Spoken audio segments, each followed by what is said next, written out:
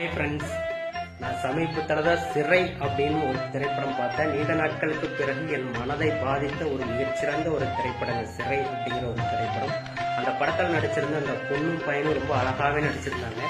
அந்த படத்தில் பார்த்தீங்கன்னா விக்ரம் பிரபு தன்னுடைய மனைவி கிட்ட ஒன்று கேட்பாங்க. தன்னுடைய அப்பனை கொண்டது தன்னுடைய காதலன் தான் அப்படின்னு தெரிஞ்சுமே அந்த பொண்ணு 5 வருஷமா அந்த காதலனுக்காக காத்துக்கிட்டு இருக்கிறான். 5 வருஷமா அந்த காதலா ஜெயிலில் போய் பார்த்துட்டு வரா. இது எப்படி அப்படின்னு சொல்லி தன்னுடைய மனைவி கிட்ட அந்த விக்ரம் பிரபு கேட்கும்போது அந்த பொண்ணு சொல்லுவாங்க, அதாவது இந்த உலகத்துல ஒரு பையன் காதலிக்கிறதுக்கு 1000 காரணங்கள் இருக்கும், ஒரு பொண்ணு காதலிக்கிறதுக்கு எந்த ஒரு காரணமும் கிடையாது.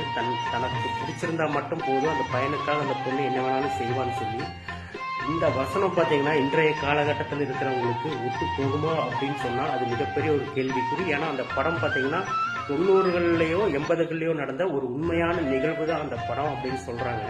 ஆனால் இன்றைய காலகட்டத்தில் இருக்கிற பெண்கள்ல எப்படி இருக்காங்க, இந்த உலகத்தில் பணத்தை பார்க்குறாங்க, தராதரத்தை பார்க்குறாங்க, எல்லாத்தையும் பார்த்துட்டு தான் காதலிக்கிறாங்க. ஏதோ ஒரு எதிர்பார்ப்போட தான் காதலிக்கிறாங்க. அந்த எதிர்பார்ப்பு பூர்த்தி ஆகலை அப்படின்னு சொன்னால் அந்த பையனை கழட்டி விட்டுறாங்க. இல்லைன்னா கல்யாணத்துக்கு பிறகு அந்த எதிர்பார்ப்பு கொஞ்சம் கம்மியாயிருச்சு அப்படின்னா விவாகரத்தில் போய் முடிஞ்சிருக்கு. அதனால அந்த மாதிரி ஒரு பொண்ணு கிடைக்கிறதெல்லாம் இந்த உலகத்துல மிக ஒரு அபூர்வமான ஒரு விஷயங்க, ஒரு பொக்கிஷமான ஒரு விஷயம்.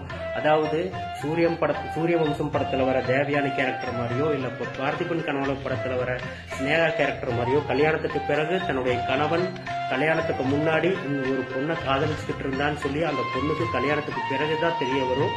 அப்படி தெரிய வரும்போது கல்யாணத்துக்கு பிறகு தன்னுடைய கணவனை தன்னுடைய கணவனை உண்மையா நேசிட்டு இருந்த அந்த பொண்ணு தன்னுடைய காதலை கூட விட்டு கொடுத்து தன்னுடைய கணவன் காதலிக்கிற அந்த பொண்ணுக்காக தூது போவாங்க. அந்த படத்துல அந்த சத்யாங்கிற ஒரு கேரக்டர் ரொம்ப அருமையான ரொம்ப அழகான ஒரு கேரக்டர்.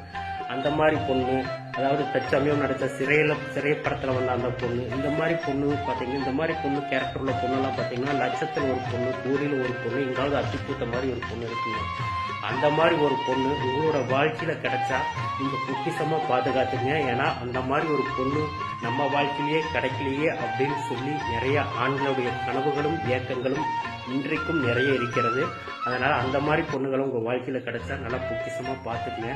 ஏன்னா அந்த மாதிரி பொண்ணுகள்லாம் நாங்களாம் கனவுல மட்டும்தான் நாங்களாம் பார்க்க முடியும், குடும்பம் நடத்த முடியும் கனவுல மட்டும்தான். நிஜ உலகத்துல அதெல்லாம் கிடையவே கிடையாது.